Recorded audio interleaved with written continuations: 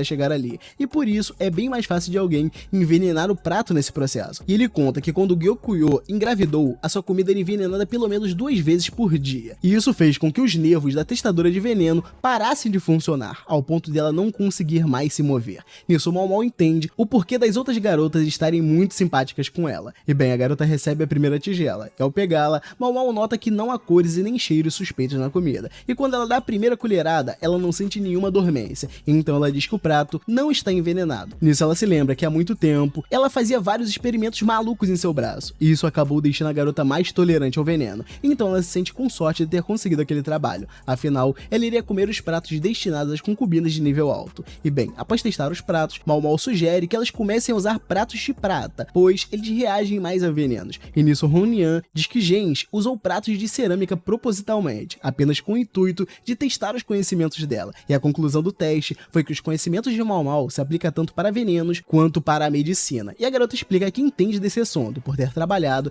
como apotecária, e Honian diz que se a garota tivesse deixado claro que era alfabetizada, ela teria um salário maior, porém a garota explica que parte do seu salário vai para os seus sequestradores, e isso a irrita muito, portanto, quanto menos ela ganhar, melhor, e nosso serviçal deixa uma jarra cair de propósito, e se lamenta perguntando como Mao Mao iria mandar dinheiro para sua família agora, sendo que ela destruiu um item caro do palácio, um item que ela não conseguiria pagar nem com seu salário de dama de companhia. Nisso Mao Mao entende o sarcasmo de Honian e se desculpa por ter quebrado aquele jarro e pede para ela pegar o dinheiro que iria para sua família para pagar aquele prejuízo. Então Honian diz que irá ajeitar a papelada para fazer isso, mas antes ela faz o pagamento da garota, referente ao seu trabalho perigoso de testar a comida. E ao pegar aquela espécie de cheque, Mao Mao se surpreende, pois ela recebeu a mesma quantia de dinheiro do seu salário normal, e como aquele cheque foi entregue diretamente para ela, os sequestradores não poderão pegar nenhum real daquele dinheiro, e isso a deixa mais motivada com seu trabalho. E bem, a garota volta para o palácio para ajudar as outras garotas com os afazeres domésticos,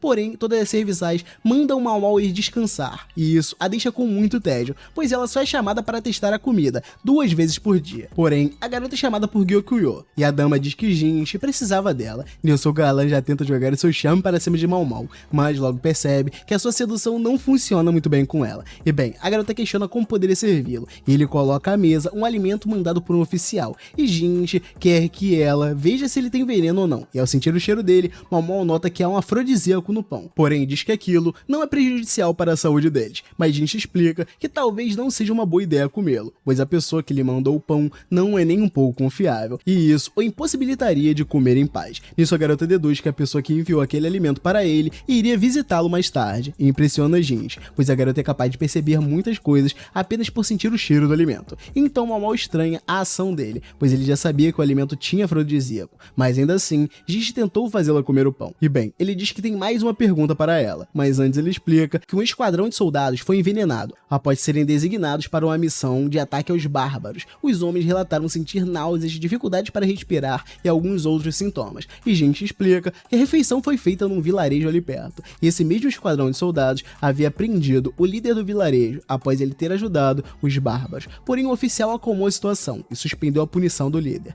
Nisso Mao Mao entende que o natural seria assumir que os membros do vilarejo teriam envenenado os soldados, porém ela estranha algo nessa história e pergunta para eles aonde os soldados teriam comido sua comida, e Jinchi responde que eles estavam em um acampamento, portanto deveriam estar ao ar livre. Então ela questiona se os membros do vilarejo também teriam dado os pratos e os palitos para os soldados, e Jinchi diz que provavelmente eles devem ter usado seus próprios talheres. Nisso ele questiona se Mao Mao notou algo estranho, e ela pega a flor